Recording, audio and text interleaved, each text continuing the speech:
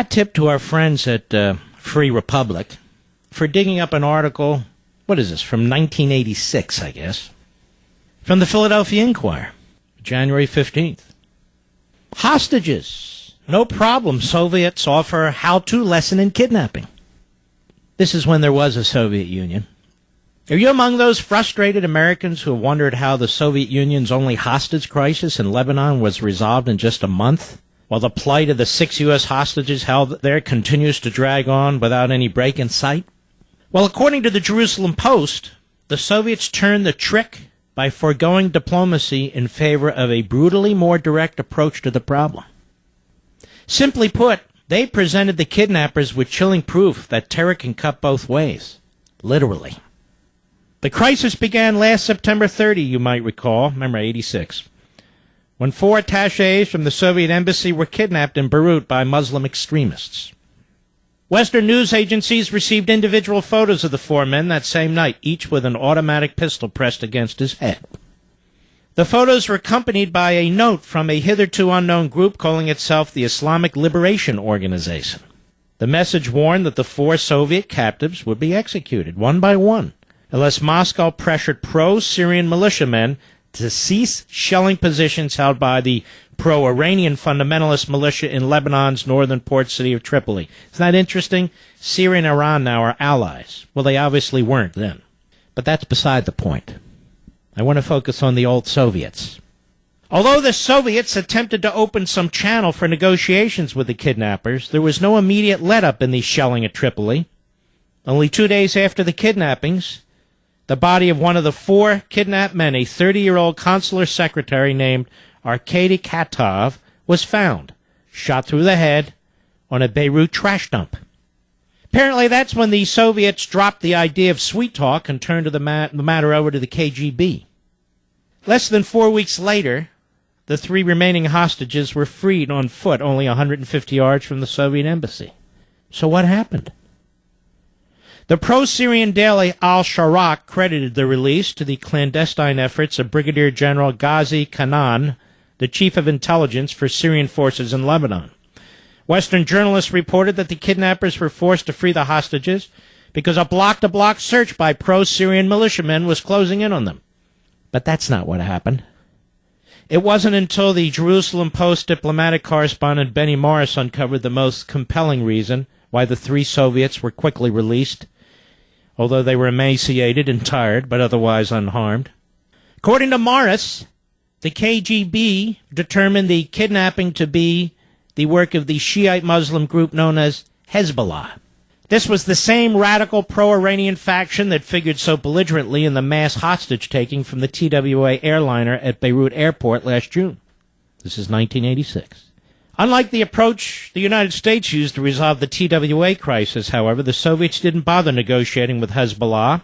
Instead, the KGB kidnapped a man they knew to be a close relative of a prominent Hezbollah leader.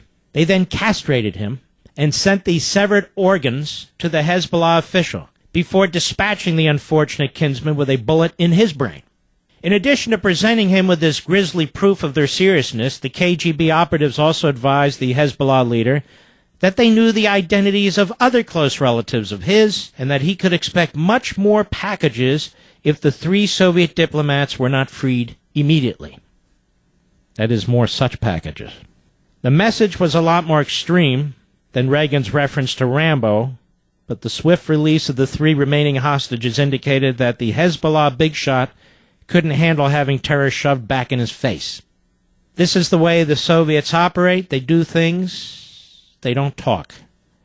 And this is the language the Hezbollah understand, said the Jerusalem Post reporter Benny Morris. What do you think of that, folks? But Mark, we're civil.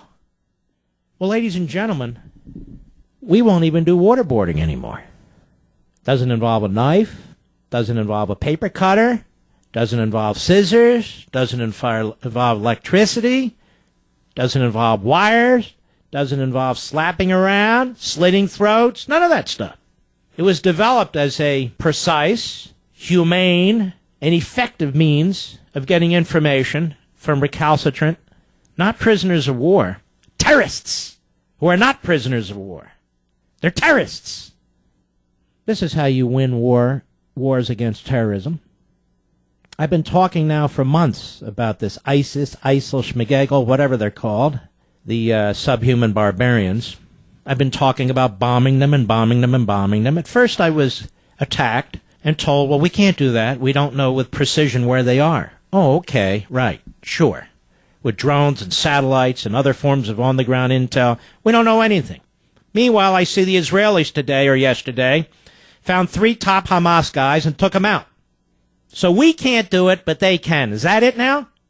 That's number one. Number two, I can assure you that even if we used our big bombs, I don't know why the hell we have them if we're never going to use them, we will kill far less people than are going to be executed in the most brutal ways and raped and sold into slavery. You know, all those Islamo-Nazi things than the Islamo-Nazis. And I would like to tell Barack Obama something, who likes to project his personal life onto matters. And I would like to tell Eric Holder something, who was blabbing on about his daughters the other day. That photograph journalist, Foley, James Foley, who had his throat cut and was decapitated, that could have been my son. And I don't want to hear the Attorney General of the United States talking about bringing people to justice. We don't want to bring people to justice. We want all kinds of injustice done to them, if you will.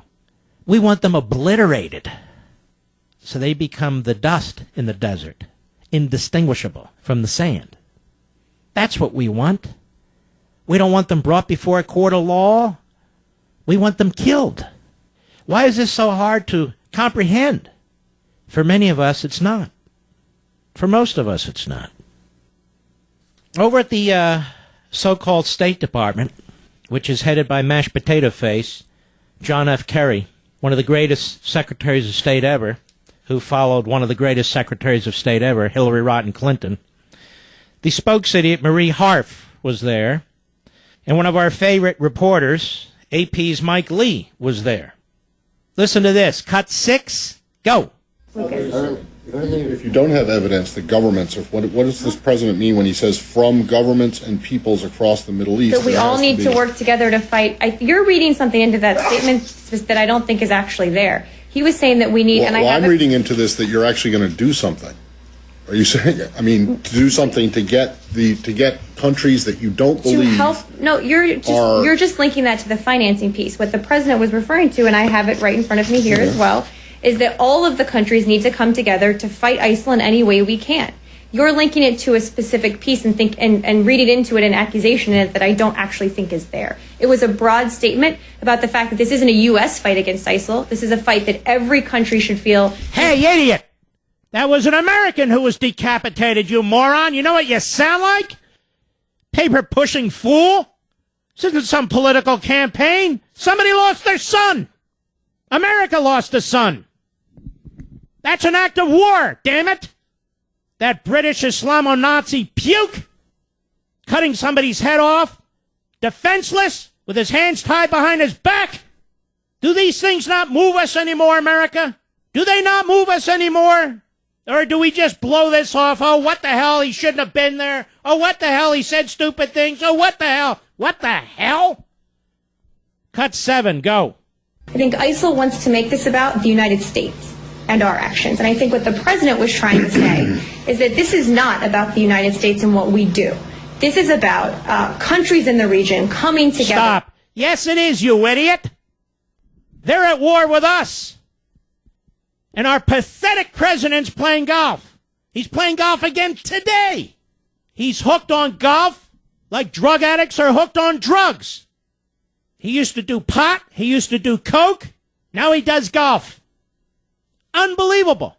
And these pictures are sent all over the world. Every hellhole where these cockroaches live and function and rape and destroy, they see it.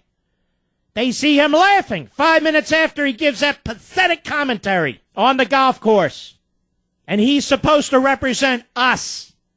He pretends he's Lincoln. Lincoln! What the hell do you think Lincoln would do under these circumstances? Think he'd tolerate it? Thinks he's FDR. You think FDR would tolerate this? He's a nobody when the history books are written. This isn't about firsts. The presidency doesn't exist for him. The presidency exists for us. When a fellow American is so horribly abused, and the other captors there said they used to beat the hell out of him because he was an American and his brother was in the Air Force. This poor guy and this family, to have your son decapitated when you want to reach into that television screen and put your hand around that piece of crap's neck who's doing it to him and squeeze the friggin' life out of him, and we can't reach him? Bullcrap. And the Brits, to their credit, they think they know who he is. And when they know who he is, our pathetic president should put a $25 million bond on his head. Because cockroaches have been known to turn on cockroaches.